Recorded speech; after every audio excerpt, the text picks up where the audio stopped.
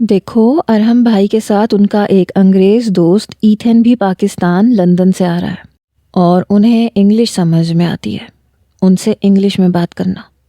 سمیرہ نے مجھے یہ بات تیسری دفعہ بتائی تھی۔ ٹھیک ہے، لیکن مجھے تو انگلش نہیں آتی، میں نے سر کھجاتے ہوئے کہا، اور وہ اپنی ہنسی دباتے ہوئے کہنے لگی، دیکھو جب تم رات کو چائے دینے اس کے کمرے میں جاؤ گی تو کہنا ول یو میری می، تو وہ خوش ہو کے تمہیں انعام دیں گے۔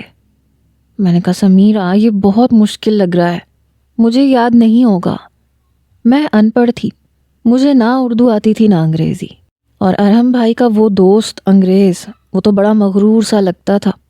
انہیں آئے ہوئے چند گھنٹے گزر چکے تھے اور ان کی آمد کی تیاریاں ہمارے بنگلے میں ایک ہفتے سے چل رہی تھیں۔ مہمان لڑکے کا کمرہ بالکل صاف ہونا چاہیے، اسے مٹی سے الرجی ہے۔ بڑی ممانی کا بس نہیں چل رہا تھا کہ کیا نہ کر گزرے۔ شامت میری آئی ہوئی تھی کیونکہ سارے کام کاج کی ذمہ داری میری تھی۔ انہیں پاکستانی کھانے پسند نہیں تھے۔ صفائی ستھرائی کا بہت خیال رکھنے کا میں بڑی ممانی سے کئی بار سن چکی تھی۔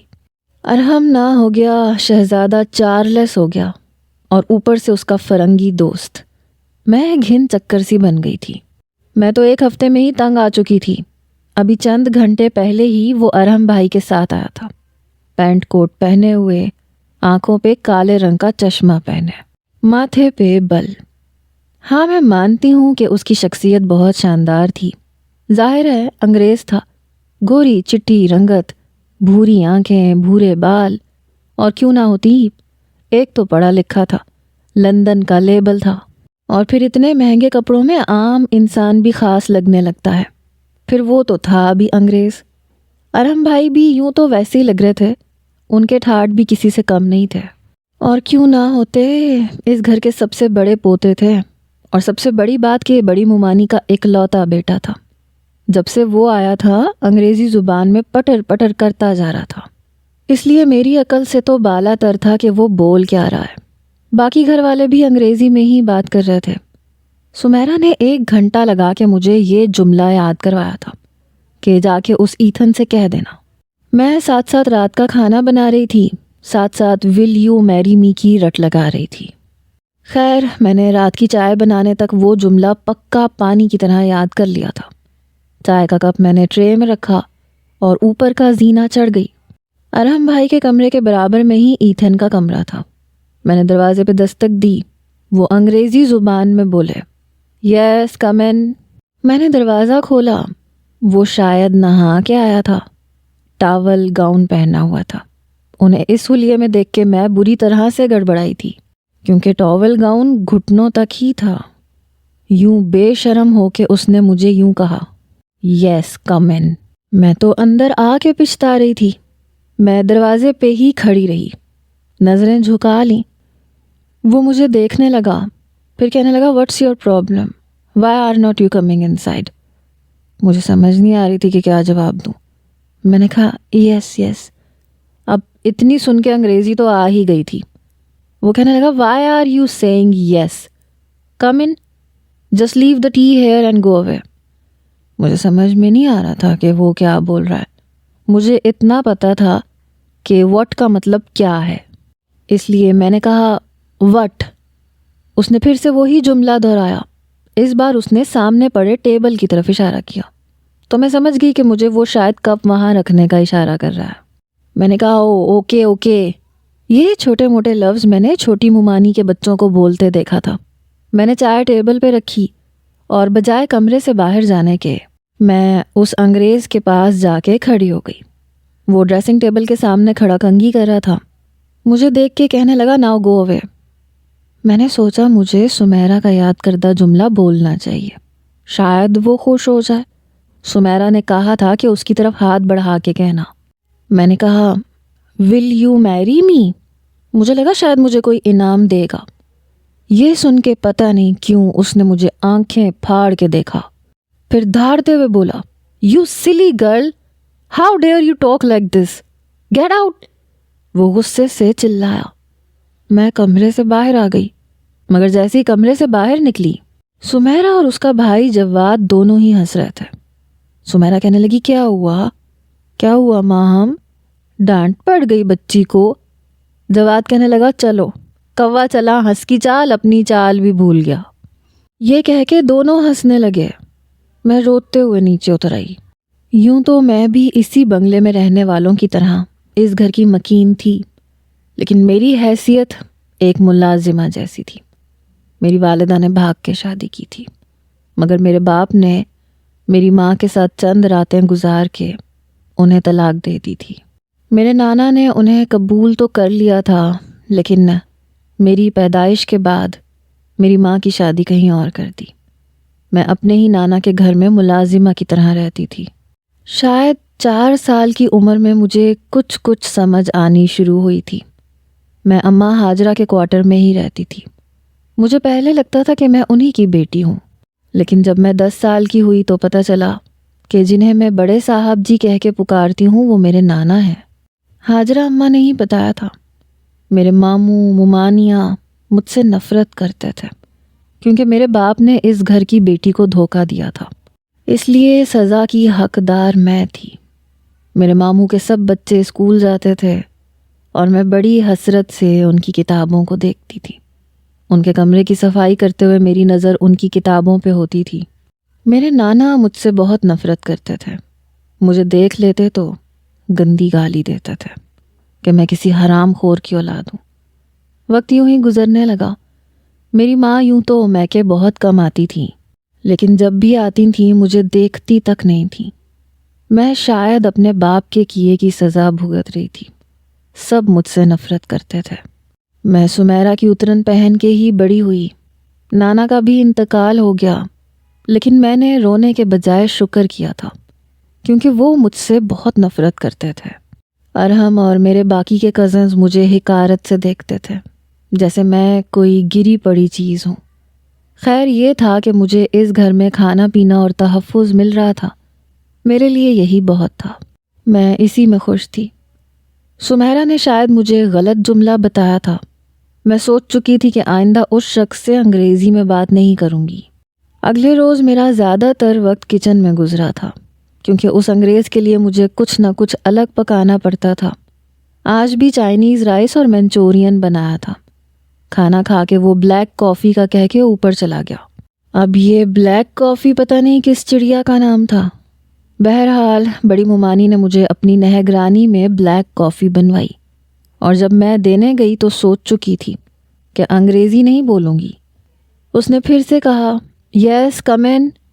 میں نے دروازہ کھولا تو وہ موبائل پہ کسی سے میسیجز میں مصروف تھا۔ میں نے کافی سائڈ ٹیبل پہ رکھ دی۔ واپس جانے لگی تو کہنے لگا please give me a glass of water. میں نے کہا مجھے آپ کی زبان سمجھ میں نہیں آتی، یا تو اردو میں بات کریں یا پھر کسی اور سے کہہ دیں کہ آپ کو کیا چاہیے۔ وہ نافہمی سے مجھے دیکھنے لگا۔ I can't understand what you are saying۔ میں نے اشارے سے اسے سمجھایا کہ مجھے اس کی زبان سمجھ میں نہیں آتی۔ میں نے ہاتھوں سے ہی اشارے کر کے اسے سمجھانا چاہا۔ وہ مجھے بڑے غور سے دیکھ رہا تھا۔ Do you know English؟ میں نے نفی میں سر ہلایا۔ کہنے لگا okay all right.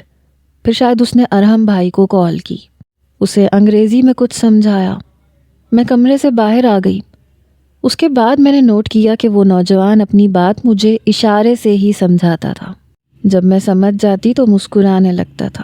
Good girl یہ کہہ کے مسکرانے لگتا تھا۔ میں اس کی زبان سے زیادہ اس کے اشارے سمجھتی تھی۔ ایک بار میں پانی کا جگ اور گلاس اس کے کمرے میں رکھنے گئی تو کہنے لگا واٹس یور نیم؟ پھر اپنی شہادت کی انگلی میری طرف کی۔ تم ہا نام کیا ہے؟ بڑی مشکل سے وہ ٹھہر کے بولا۔ میں اس کی اردو سن کے مسکرائی۔ ماہم میں نے اسے بتایا تو مسکرانے لگا۔ تھینک گڈنس یو انڈرسٹوڈ می۔ ارحم بھائی اسے پورے لاہور شہر کی سیر کرواتے تھے۔ ایک بار مجھ سے کہنے لگا ماہم تم بہت پیارا ہے، so pretty, you have a lot of eastern beauty Maham. میں نے کندھے اچکائے کیونکہ مجھے سمجھ میں نہیں آ رہی تھی وہ کیا کہہ رہا ہے۔ اس نے اپنا انگوٹھا اور انگلی کو ملا کے اشارے سے مجھے بتانا چاہا کہ میں بہت پیاری ہوں، سو بیوٹیفل۔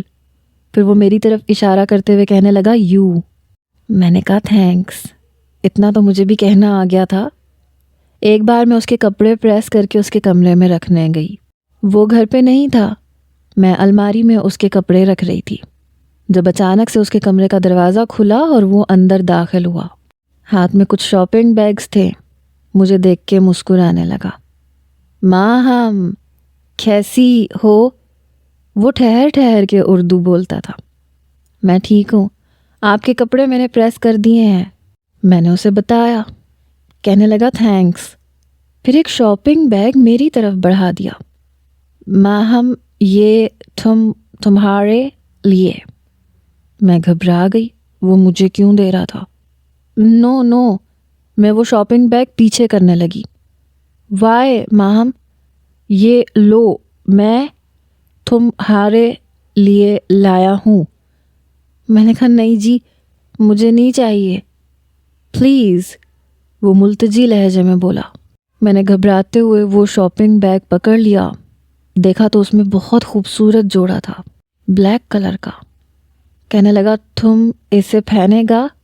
تم پر یہ کلر اچھا لگے گا. میں پہلی بار پتہ نہیں کیوں گھبرائی تھی. آج تک میں نے کبھی نئے کپڑے نہیں پہنے تھے اور پھر پتہ نہیں گھر والوں کا کیا ری ایکشن ہوتا. میں وہ شاپنگ بیگ لے کے اپنے کوارٹر میں آ گئی. وہ جوڑا برانڈ کا تھا. کافی مہنگا لگ رہا تھا. اگلے روز میں نے دیکھا ایتھن نے کالے رنگ کی پینٹ شرٹ پہنی ہوئی تھی. مجھے عام سے لباس میں دیکھ کے کہنے لگا تم نے وہ نہیں پہنا جو میں نے دیا تھا. میں نے نفی میں سر ہلایا. کہنے لگا وائی. تب سب لوگ ناشتے کی ٹیبل پہ موجود تھے. سب مجھے اور ایتھن کو غور سے دیکھ رہے تھے. شاید اس کے لیے یہ بات معمولی سی ہوگی, میرے لیے نہیں تھی. ممانیوں کے ماتھے پہ بل پڑے. کہنے لگیں کیا دیا تھا اس نے تمہیں؟ میں اپنے کوارٹر میں گئی. شاپنگ بیگ اٹھایا اور ممانی کے سامنے لا کے رکھ دیا. ممانی نے جب وہ جوڑا دیکھا تو ان کی تو آنکھیں ہی حیرت سے پھٹنے لگیں. کہنے لگی اتنا مہنگا جوڑا ایتھن نے تمہیں کیوں دیا؟ میں نے کہا مجھے نہیں پتا. ارحم بھائی کہنے لگے ارے یہ چائے وغیرہ بھی تو اس کو بنا کے دیتی ہے نا امی, تو دے دیا ہوگا کوئی بات نہیں. اپنی ماں کو ارحم بھائی نے اشارہ کیا. فوراً سے ممانی کے ماتھے کے بل ٹھیک ہوئے. زبردستی کی مسکراہٹ ان کے چہرے پہ چھائی اور مجھے وہ شاپنگ بیگ پکڑا دیا. چلو ٹھیک ہے رکھ لو, عید میں پہن لینا. ان کے لہجے کو میں اچھی طرح سمجھ چکی تھی. ایتھن کہنے لگا ماہم جاؤ پہن کر آؤ کم آن. وہ مسکرا رہا تھا. شاید اس سے زیادہ اردو اسے نہیں آتی تھی. میں نے نفی میں سر ہلایا. ارحم اسے انگلش میں کہنے لگا کہ یہ ہمارے تہوار پہ پہن لے گی یہ. وہ کہنے لگا no she is going to wear these clothes now. I need to take her somewhere just for a trip اور فن. یہ بات سن کے سب لوگوں نے مجھے بڑی حیرت اور غصے کے ملے جلے جذبات سے دیکھا. سمیرہ نے بھی, جواد نے بھی, میری دونوں ممانیوں نے بھی اور ماموؤں نے بھی. ارحم کچھ تذبذب کا شکار ہوا. وہ شاید اسے اپنی زبان میں کہنے لگا کہ یہ اس گھر کی ملازمہ ہے. وہ کہنے لگا I don't care Arham, I like it. اس نے کسی کی پرواہ تک نہیں کی. پھر مجھ سے کہنے لگا ہری اپ ماہم جاؤ. ارحم بڑے غصے سے مجھے دیکھ رہا تھا لیکن بولا کچھ نہیں. پھر کہنے لگا جاؤ جا کے تیار ہو جاؤ. شاید وہ ایتھن کو انکار نہیں کر سکتا تھا. میں بڑی خاموشی سے اپنے کاٹیج میں چلی گئی. کپڑے پہنے, اپنے آپ کو آئینے میں دیکھا.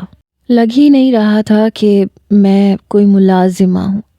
میں نے اپنے بال بھی بنائے, آنکھوں میں کاجل بھی لگا لیا.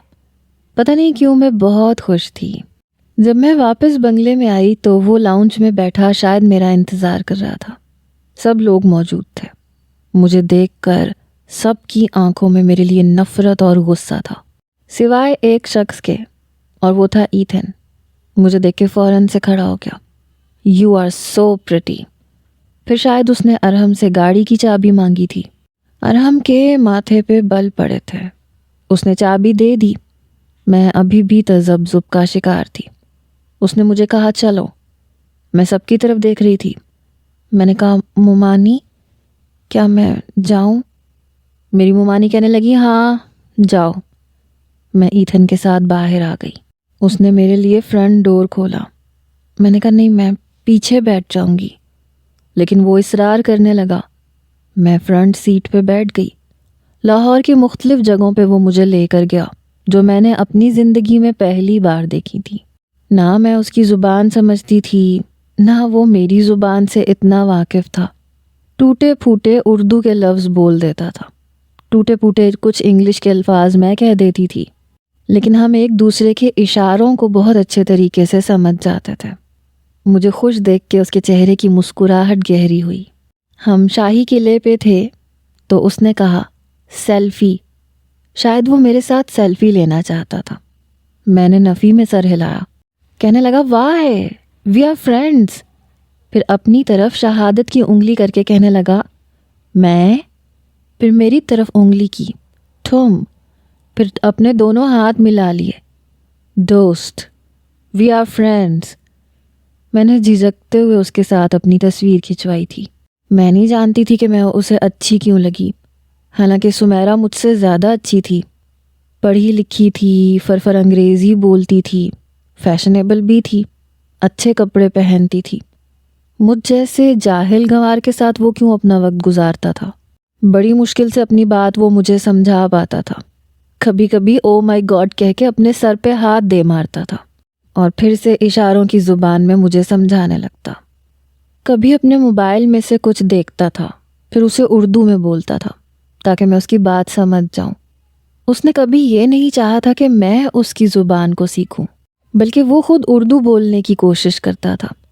جب مجھے بالکل سمجھ میں نہیں آتی تھی تو موبائل پہ تیزی سے اس کی انگلیاں حرکت کرتی تھیں اور اس کے بعد وہ اردو زبان بولنے کی کوشش کرتا، اٹک اٹک کے مجھے اپنی بات سمجھاتا.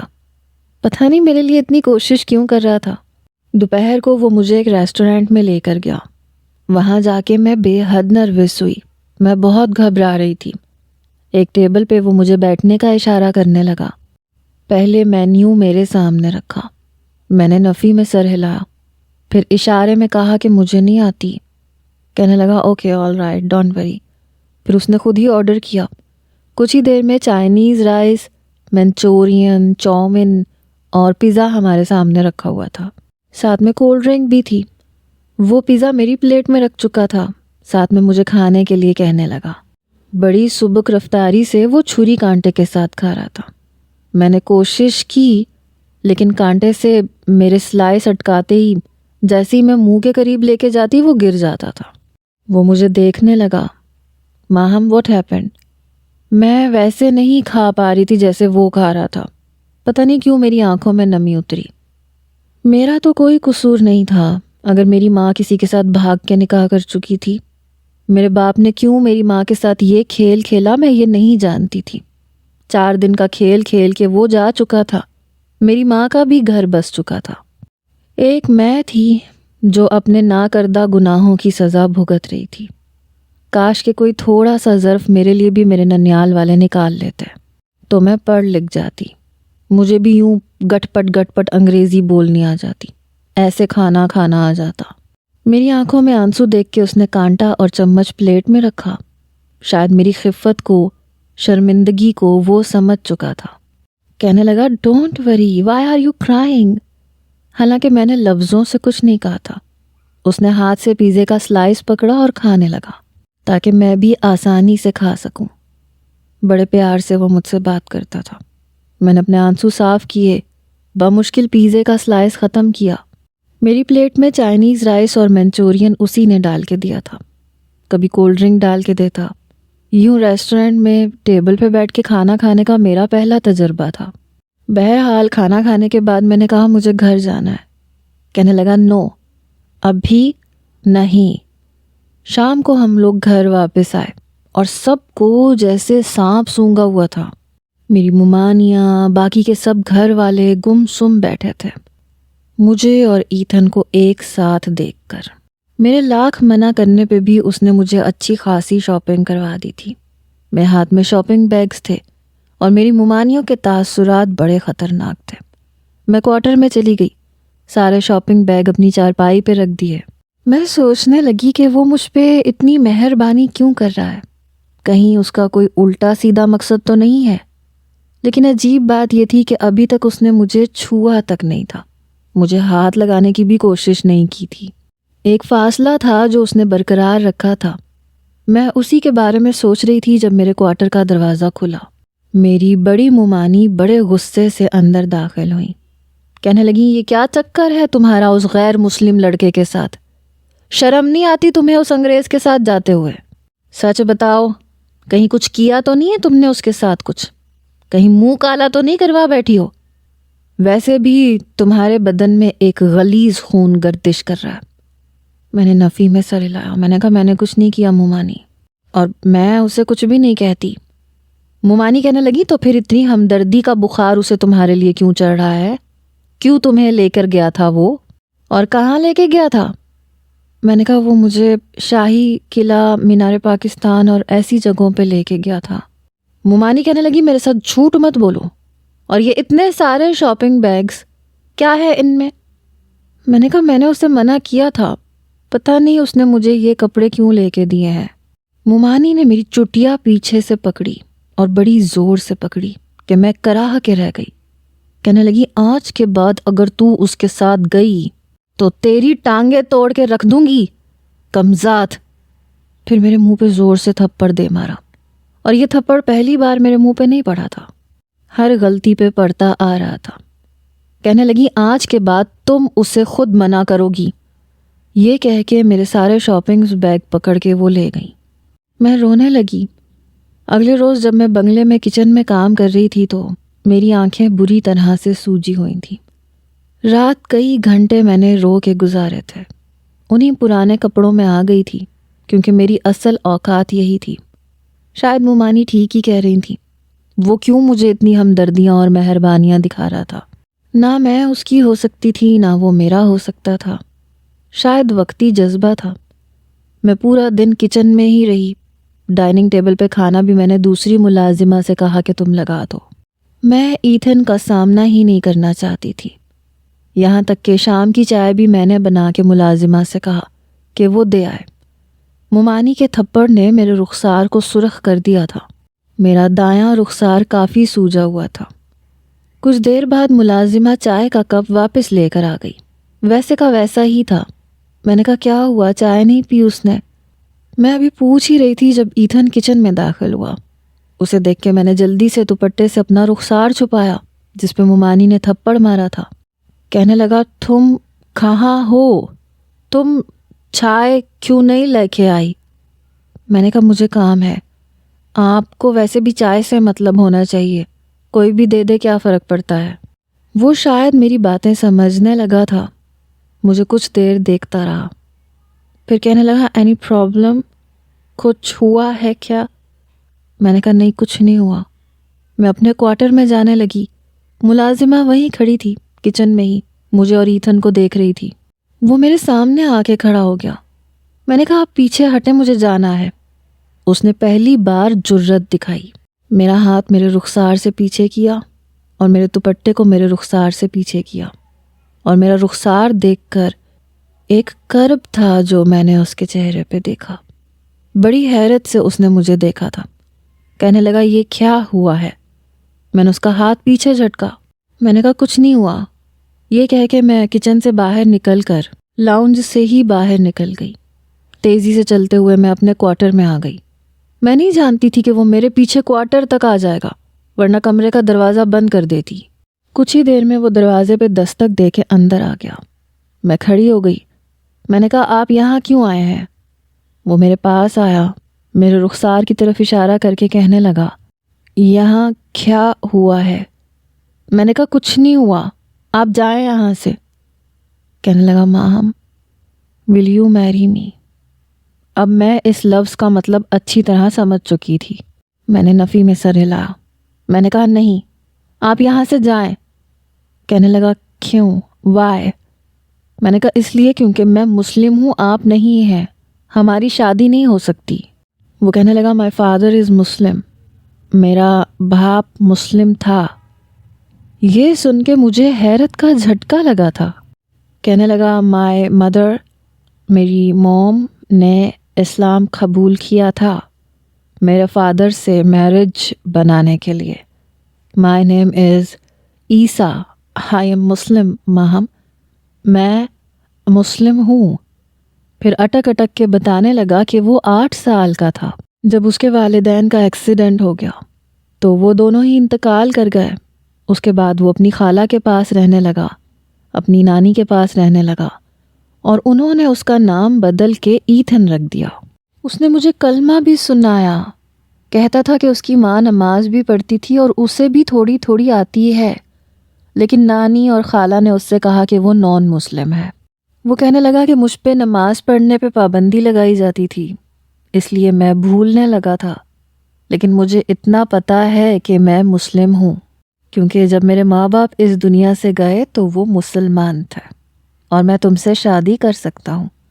ये बात उसने मुझे अटक अटक कर और बड़ी मुश्किल से बताई. फिर कहने लगा कि अरहम सब जानता है और सब जानते हैं कि मैं मुस्लिम हूँ.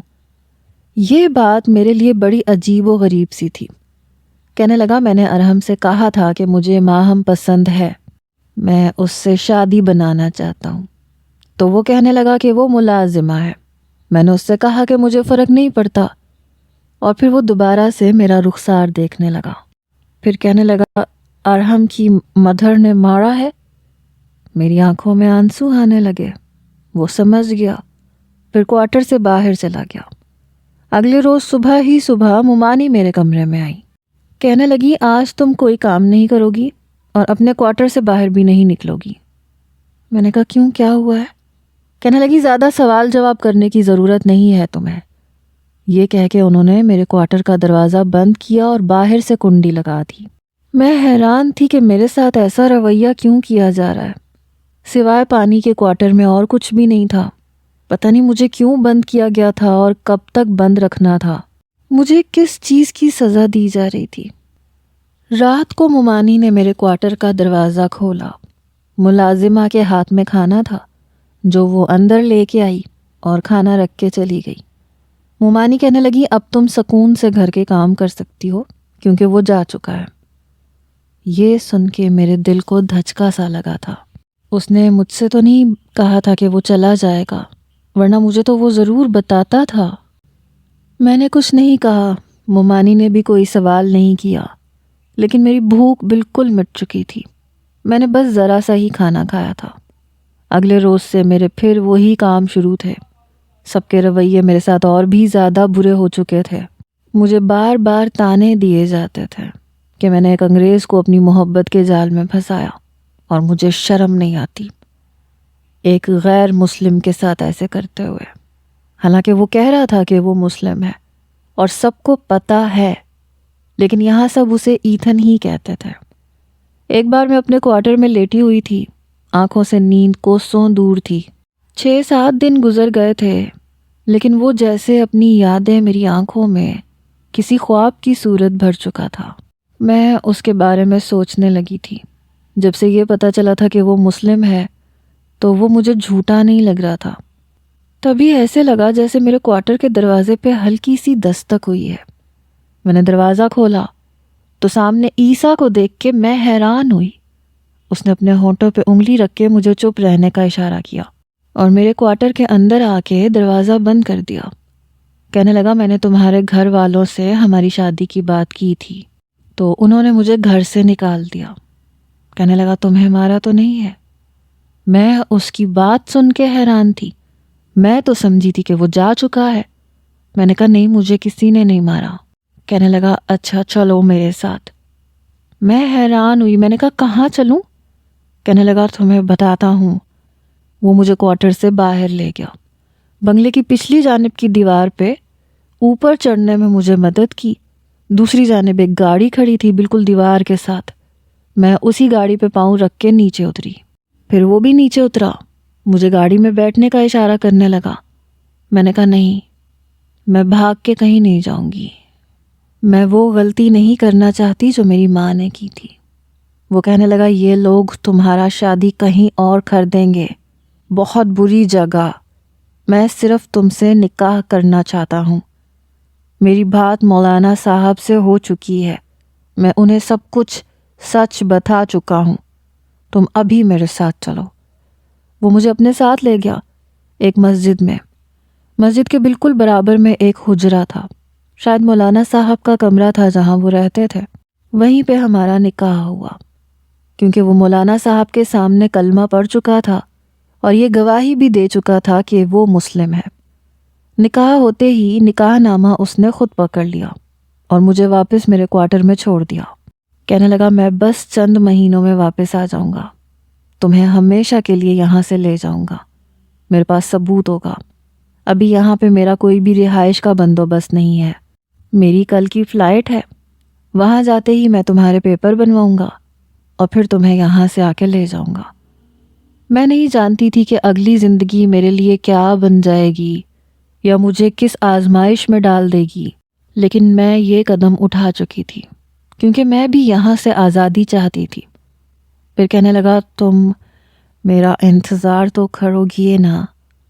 میں نے کہا ہاں کروں گی۔ کہنے لگا دیکھو کسی کو شک مت ہونے دینا۔ میں نے کہا ٹھیک ہے۔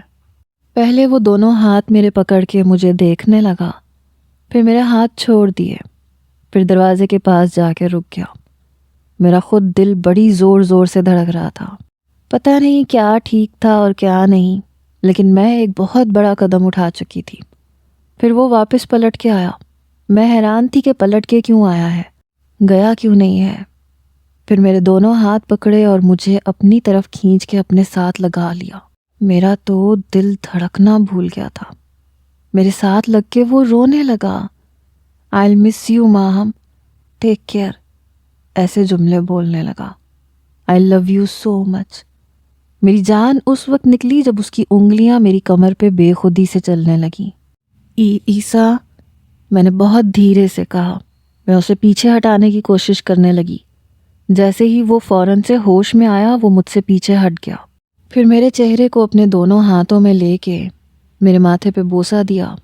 اس کے آنسو میرے رخساروں پہ گر رہے تھے، پھر میرا چہرہ چھوڑ کے چلا گیا۔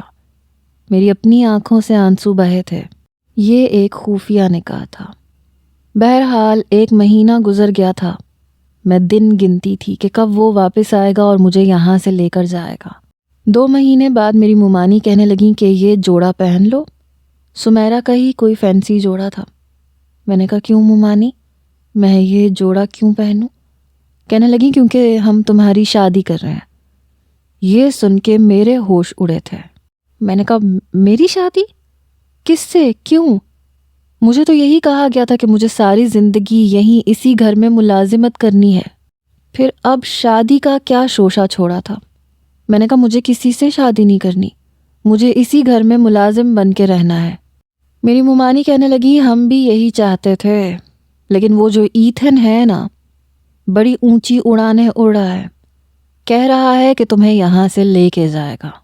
یہ تو میں بھی جانتی تھی کہ ارحم واپس جا چکا ہے، شاید وہاں اس کی عیسیٰ سے بات ہوئی ہوگی۔ میں نے کہا مجھے شادی نہیں کرنی۔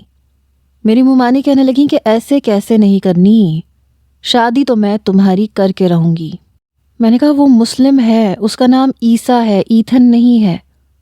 میری ممانی نے میری پھر سے چٹیا پکڑی، کہنے لگی اچھا، یعنی تم اسی کے انتظار میں بیٹھی ہوئی ہو، تبھی وہ تمہیں وہاں پہ بلانے کی کوششوں میں لگا ہوا ہے، لیکن میں ایسا نہیں ہونے دوں گی۔ جھوٹ بولا ہے اس نے تم سے، وہ مسلم نہیں ہے۔ میں نے کہا میں نے نکاح کیا ہے اس کے ساتھ، اور وہ بھی مولانا صاحب کے سامنے، اور وہ میرا نکاح کسی غیر مسلم سے نہیں کر سکتے۔ یہ سن کے میری ممانی نے مجھے زور کا زمین پہ دھکا دیا، میرا سر زمین پہ لگا، میرے سر سے خون بہنے لگا۔ میری ممانی نے مجھے بہت مارا، کہنے لگی نہیں ہوا تمہارا اس سے نکاح، وہ جھوٹا ہے، وہ جھوٹ بول کے تمہیں یہاں سے لے جانا چاہتا ہے، تم اپنی ماں والی حرکتیں کر رہی ہو، میں تمہیں کبھی بھی اس کا نہیں ہونے دوں گی۔ یہ کہہ کے کہنے لگیں کہ یہ جوڑا پہن لو ورنہ اسی جوڑے میں تمہارا نکاح کر دوں گی۔ میں نے کہا میں انکار کر دوں گی کیونکہ میرا نکاح ہو چکا ہے۔ مولانا صاحب کے سامنے اس نے اپنے مسلمان ہونے کا ثبوت دیا ہے، کلمہ پڑھا ہے، مجھ سے نکاح کیا ہے، اور میں نکاح پہ نکاح نہیں کروں گی۔ میری ممانی نے مجھے بہت مارا اور مجھے کوارٹر میں بند کر کے چلی گئیں۔ شام کے وقت نکاح نامہ میرے پاس لے کر آئیں، کہنے لگیں اس پہ انگوٹھا لگاؤ۔ میں نے کہا میں نہیں لگاؤں گی، میری ممانی نے زبردستی میرا انگوٹھا اس پہ لگا دیا اور وہ پرچہ باہر لے گئیں۔ باہر جا کے کہنے لگیں لڑکی نے ایجاب و قبول کر لیا ہے، انگوٹھا بھی لگا دیا ہے۔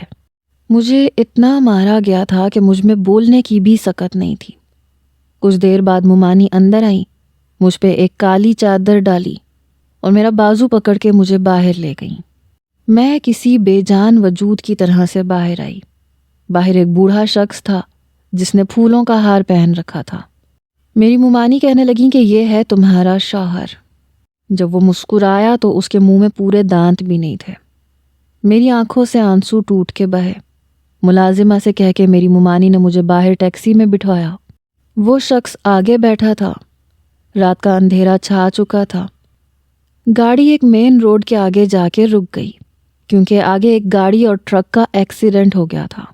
میرے پاس یہی ایک موقع تھا، حالانکہ مجھ میں ہمت نہیں تھی۔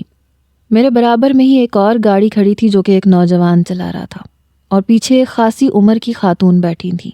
میں نے دیکھا تو ان کی گاڑی کی ڈگی کھلی ہوئی تھی۔ میں بڑی خاموشی سے ٹیکسی سے نیچے اتری کیونکہ وہ شخص ٹیکسی ڈرائیور سے باتوں میں مصروف تھا۔ میں دوسری گاڑی کی ڈگی میں لیٹ کے ڈگی بند کر چکی تھی۔ اس وقت روڈ کافی جیم تھا۔ لوگوں نے اپنی گاڑیوں کی فرنٹ لائٹیں تک بند کر رکھی تھیں۔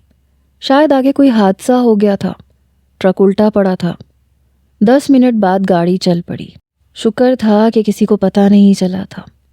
میں نہیں جانتی تھی کہ آگے میری زندگی میں کیا ہونا ہے۔ بہرحال میں آدھے گھنٹے بعد ایک بنگلے کے اندر داخل ہوئی۔ گاڑی جب پورچ میں جا کے رک گئی تو وہ خاتون نیچے اتری۔ کہنے لگی فیروز ڈگی سے سامان نکالو۔ کہنے لگا جی امی نکالتا ہوں۔ اب میری جان نکلنی شروع ہوئی۔ جیسے ہی اس نوجوان نے ڈگی کھولی، مجھے دیکھ کے بری طرح سے ڈر کے پیچھے ہٹا۔ میں اٹھ کے بیٹھ گئی۔ کہنے لگا کون ہو تم؟ ہماری گاڑی میں کیا کر رہی ہو؟ وہ بڑی حیرت سے مجھے دیکھ رہا تھا۔ میں کھڑی ہو گئی۔ وہ خاتون بھی آ گئی۔ کہنے لگی کون ہو تم؟ ہماری گاڑی میں کیسے آئیں؟ میں نے کہا وہ مین روڈ پہ جب گاڑی کھڑی تھی نا تو یہ کہہ کے میں رونے لگی۔ ویسے میرا چہرہ زخمی تھا، میرے ہاتھ زخمی تھے۔ میری حالت دیکھ کر وہ خاتون کہنے لگی کون ہو تم؟ کہاں سے آئی ہو؟ میں نے روتے روتے انہیں مختصر سا سب کچھ بتا دیا کہ زبردستی میری ممانی نے انگوٹھا لگوایا تھا اور میں نے اس رشتے کو قبول نہیں کیا ہے، نہ ایجاب ہوا ہے، نہ قبول کیا ہے، نہ دل سے مانا ہے۔ وہ خاتون میری بات سن کے کہنے لگیں اچھا تم پریشان مت ہو۔ میں نے کہا مجھے صرف سہارا چاہیے، میں آپ کے گھر کے سارے کام کر لوں گی۔ وہ نوجوان کہنے لگا پتہ نہیں امی کون ہے، کیسے اعتبار کریں گی اس کا؟ اس کی والدہ کہنے لگیں تمہیں اس کی حالت نظر نہیں آ رہی؟ اتنی زخمی ہے یہ چور تو نہیں ہو سکتی نا؟ میں نے کہا نہیں، میں آپ کی کوئی چیز نہیں چراؤں گی، میں صرف آپ کی خدمت کروں گی۔ وہ کہنے لگیں اچھا اپنا حلیہ تو دیکھو، اس وقت تو تم اس قابل بھی نہیں ہو کہ اپنے قدموں پہ چل سکو۔ وہ خاتون شاید بہت اچھی تھیں، مجھے سہارا لے کے اندر لے گئیں۔ مجھے کوارٹر کے بجائے کمرے میں رکھا۔ 2 دن تو ان کی ملازمہ میری تیمارداری کرتی رہی۔ جب میں کچھ بہتر ہوئی تو میں نے کچن کا کام سنبھال لیا۔ میرے کھانے اس خاتون اور اس کے بیٹے کو بہت پسند تھے۔ وقت یوں ہی گزرنے لگا۔ میرے پاس عیسیٰ کا کوئی کانٹیکٹ نمبر نہیں تھا جس سے میں اس سے رابطہ کرتی۔ شاید میری زندگی یوں ہی گزرنی تھی۔ واپس اگر اپنے ماموں ممانی کے گھر جاتی تاکہ عیسیٰ کا کچھ پتہ چل سکے تو وہ مجھے نہ بتاتے بلکہ مجھے دھکے دے کے نکال دیتے۔ یہاں کم سے کم میں عزت سے تو بیٹھی ہوئی تھی۔ شاید ہماری زندگی اور ہمارے نکاح کا یہی انجام رہ گیا تھا۔ وقت گزرنے لگا۔ وہ نوجوان اپنی ہی کمپنی میں کام کرتا تھا۔ اس کی والدہ کی میں بہت خدمت کرتی تھی۔ وہ مجھے ملازمہ سمجھتی بھی نہیں تھی۔ انہوں نے مجھے ڈھیر سارے کپڑے بھی لا کے دیے۔ کہتی تھیں کہ تم میری بیٹی ہو، یہ پہنا کرو۔ آہستہ آہستہ مجھے بھی اس خاتون کی عادت ہونے لگی۔ کہتی تھی مجھے امی کہا کرو۔ مجھے بڑی خواہش تھی کہ میری کوئی بیٹی ہوتی۔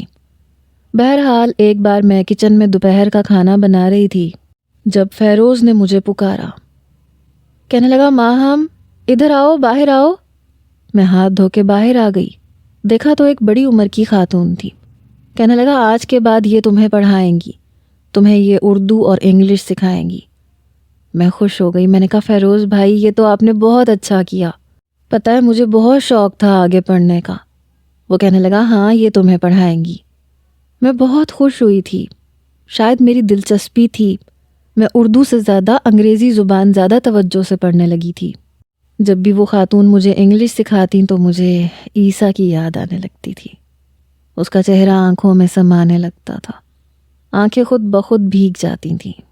6 مہینے کے اندر اندر میں نے اتنی اردو اور انگریزی سیکھ لی تھی کہ آسانی سے لکھ لیتی تھی، پڑھ لیتی تھی، بول بھی لیتی تھی، اور اکثر میں فیروز سے انگریزی زبان میں بات کرتی تھی، اور وہ بھی میری تصحیح کر دیتا تھا کہ یوں نہیں یوں بولتے ہیں، یہ نہیں کہتے یہ کہتے ہیں۔ ایک بار مجھ سے کہنے لگا تمہیں لگتا ہے انگریزی زیادہ پسند ہے؟ میں نے کہا بس یہی سمجھ لے، مجھے بہت شوق ہے انگریزی بولنے کا۔ فیروز نے بھی میری بہت مدد کی تھی، میں بڑی روانگی سے انگریزی زبان بولنے لگ گئی تھی، لیکن میں یہ نہیں جانتی تھی کہ ان لوگوں کا مقصد کچھ اور ہے۔ میں ان کے اخلاص پہ شک نہیں کرتی تھی۔ میرے ہوش اس وقت اڑے جب اس خاتون نے مجھ سے یہ کہا کہ وہ مجھے اپنی بہو بنانا چاہتی ہیں، تو میں انہیں حیرت سے دیکھتی رہ گئی۔ کہنے لگیں تم بہت اچھی لڑکی ہو اور فیروز تمہیں پسند کرتا ہے، اسی لیے تو تمہارے لیے ٹیچر لگوا کے دی تھی۔ یہ سن کے میں چپ سی ہو گئی۔ کہنے لگیں کیا بات ہے، کیا تمہیں فیروز پسند نہیں ہے؟ میں نے کہا یہ بات نہیں ہے۔ پھر میں نے انہیں سب کچھ بتا دیا۔ میری بات سن کے کہنے لگیں کہ اس لڑکے کا پتہ میں فیروز سے کہوں گی، وہ اسے ڈھونڈنے کی کوشش کرے گا۔ میں رونے لگی کہ مجھے تو کچھ پتہ ہی نہیں ہے کہ وہ کہاں رہتا ہے، کہاں نہیں رہتا، کیا کرتا ہے، کیا نہیں کرتا۔ فیروز شاید کمرے کے باہر ہی کھڑا تھا، وہ کمرے کے اندر آ گیا۔ کہنے لگا تمہارے پاس اس کی کوئی تصویر ہے؟ مجھے بتاؤ، مجھے دکھاؤ، میں اسے ڈھونڈنے کی کوشش کرتا ہوں۔ لیکن میرے پاس کچھ بھی نہیں تھا۔ 5 سال بیت چکے تھے، میں اسے ڈھونڈتی تو ڈھونڈتی کیسے، کہاں ڈھونڈتی؟ فیروز نے بھی شادی نہیں کی، وہ کہتا تھا کہ میں تمہیں بے آسرا نہیں چھوڑ سکتا۔ اس کی والدہ بیمار رہنے لگی تھیں، تو کہنے لگا دیکھو تمہارے شوہر کا کچھ پتہ نہیں ہے، میری والدہ کی زندگی کا بھی کوئی بھروسہ نہیں ہے، اور ان کے بعد میں تمہیں بغیر کسی رشتے کے اپنے گھر میں نہیں رکھ سکتا۔ اگر تم رضامند ہو تو میں تمہارا نکاح فسخ کروا دیتا ہوں، عدالت کے ذریعے سے تمہارا وہ نکاح ختم ہو جائے گا، کیونکہ تمہارے شوہر کا کچھ اتا پتہ نہیں ہے، اور پھر عدت کے بعد میں تم سے نکاح کر سکتا ہوں۔ یہ درست بھی ہے اور جائز بھی ہے۔ میرے پاس بھی دوسرا کوئی راستہ نہیں تھا، میں نے رضامندی دے دی۔ کیا کرتی، کہاں ڈھونڈتی عیسیٰ کو؟ عدالت کو جب ساری بات کا علم ہوا تو میرا نکاح منسوخ کر دیا گیا۔ عدت کی مدت گزارنے کے بعد فیروز سے میری شادی کی تیاریاں ہونے لگیں۔ اس کی والدہ کی طبیعت ٹھیک نہیں تھی، وہ چاہتی تھیں کہ وہ اس کی شادی مجھ سے کر دیں۔ میرے لیے فیروز سے شادی ایک سمجھوتا تھا، کیونکہ مجھے ایک گھر چاہیے تھا جہاں میں محفوظ رہ سکتی، لیکن دل میں اس کے لیے ایسا کچھ بھی نہیں تھا۔ بہرحال شاید قسمت میں یہی لکھا تھا۔ ہماری شادی ایک ہال میں منعقد ہوئی، 2 اسٹیج بنائے گئے تھے، بیچ میں ایک جالی دار کپڑا تھا۔ ایجاب و قبول کے بعد مجھے فیروز کے پاس بیٹھنا تھا۔ جہاں میرا شادی کا ہال تھا وہاں لائن سے اور بھی بہت سے ہال تھے۔ جیسے ہی مولانا صاحب نکاح پڑھوانے کے لیے آئے تو میں نے نظریں جھکا لیں، البتہ گھونگھٹ کا ایسا کوئی رواج نہیں تھا۔ 20 منٹ گزر گئے تھے لیکن مولانا صاحب نے نکاح پڑھوانا شروع نہیں کیا تھا۔ پھر اس کی والدہ کہنے لگی مولانا صاحب نکاح شروع کیجئے، لیکن وہ اپنی کرسی سے اٹھ کے کھڑے ہو گئے، کیونکہ پاؤں میں دیکھ رہی تھی، میں نے نظریں اٹھا کے نہیں دیکھا تھا۔ وہ مولانا صاحب چلتے ہوئے بیچ میں جالی دار پردے کو پیچھے کر کے میرے سامنے آ کے کھڑے ہو گئے۔ ماہم، وہ آواز میرے لیے اجنبی نہیں تھی۔ میں نے بے ساختہ اوپر دیکھا تو وہ کوئی اور نہیں بلکہ عیسیٰ تھا، سفید شلوار قمیض میں ملبوس، چہرے پہ داڑھی، اس کا حلیہ یکسر بدل چکا تھا۔ میں اٹھ کے کھڑی ہو گئی، اس کی آنکھوں سے آنسو بہنے لگے۔ کہنے لگا تم نکاح کر رہی ہو؟ تم کیسے نکاح کر سکتی ہو میری بیوی ہوتے ہوئے؟ یہ سن کے سب حیران ہوئے۔ فیروز بھی کھڑا ہو گیا، ان کے پاس آ گیا۔ میں تو جیسے پتھر کی بن چکی تھی. عیسیٰ سے ملاقات ہوئی بھی تو کہاں ہوئی. پھر فیروز کہنے لگا کہ کیا مطلب ہے آپ کا؟ وہ کہنے لگا یہ میری بیوی ہے، دیوانوں کی طرح اسے کئی سال سے ڈھونڈ رہا ہوں، یہاں تک کہ لندن بھی چھوڑ دیا، کہاں کہاں نہیں ڈھونڈا میں نے اسے، اور اب ملی ہے تو یہ کہہ کے وہ اپنے آنسو صاف کرنے لگا. کہنے لگا مجھے یہ بتاؤ، میرے مرنے کی خبر سنی تھی کیا تم نے؟ تم کیسے نکاح کر سکتی ہو میرے نکاح میں ہوتے ہوئے؟ پھر فیروز اس سے کہنے لگا کہ ایکچولی تمہارا کچھ پتہ نہیں چل رہا تھا، اور میری والدہ بیمار تھی، اس لیے میں نے ہی یہ کہا تھا، اور میں نے یہ نکاح منسوخ کروایا تھا ماہم کی رضامندی سے، کیونکہ اسے تمہارا کوئی عطا پتہ نہیں تھا، اور اب تم اس کے شوہر نہیں ہو، نہ شرعی طور پہ اور نہ قانونی طور پہ. عیسیٰ بے بسی سے وہیں گھٹنوں کے بل بیٹھ گیا، اور مجھے لگا میں جیسے پتھر کی ہو گئی. یہ کیسی ملاقات تھی؟ اس سے تو بہتر تھا کہ وہ میرے سامنے آتا ہی نہیں. کہنے لگا ماہم تم کیا چاہتی ہو؟ میں روئے جا رہی تھی. کہنے لگا اگر تم دوبارہ سے مجھ سے نکاح کرنا چاہتی ہو تو بنا کسی زور زبردستی کے تو ہمارا نکاح ہو سکتا ہے. 5 سالوں میں اتنی سمجھ بوجھ تو مجھے بھی آ چکی تھی. میرے دل میں ابھی بھی وہی تھا. پھر ایک نکاح خواں کو بلایا گیا جس نے میرا اور عیسیٰ کا نکاح دوبارہ سے پڑھوایا. پچھلے 5 سال سے وہ پاکستان میں تھا، مجھے ڈھونڈ رہا تھا. اس دوران اس نے کلام پاک حفظ بھی کیا تھا، اردو بھی سیکھی تھی، اور عالم کا 4 سال کا کورس کیا تھا.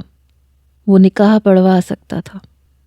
اس کے ساتھ میں اس کے چھوٹے سے گھر میں آ چکی تھی جہاں وہ رہتا تھا. مجھے نہیں پتا تھا کہ یوں بھی محبت مل سکتی ہے. پوری رات وہ مجھ سے باتیں کرتا رہا کہ کس طرح سے اس نے مجھے ڈھونڈا، مجھے دعاؤں میں کتنا مانگا. کہنے لگا تم نے میری زندگی بدل کے رکھ دی. کبھی کبھی اپنی گزشتہ زندگی کو سوچتا ہوں تو یقین نہیں آتا. تم بہت اچھی اور بہت نیک لڑکی ہو. مجھے گلے سے لگا کے کہہ رہا تھا، میرے چہرے کو بے تحاشا چوم رہا تھا. کہنے لگا شکر ہے میرے رب نے میری دعا سن لی، ورنہ شاید میں پچھتاتا رہتا. دعا تو میری بھی سن لی گئی تھی. اس کے پہلو سے لگ کے میں پہلی بار بڑی پرسکون نیند سوئی تھی.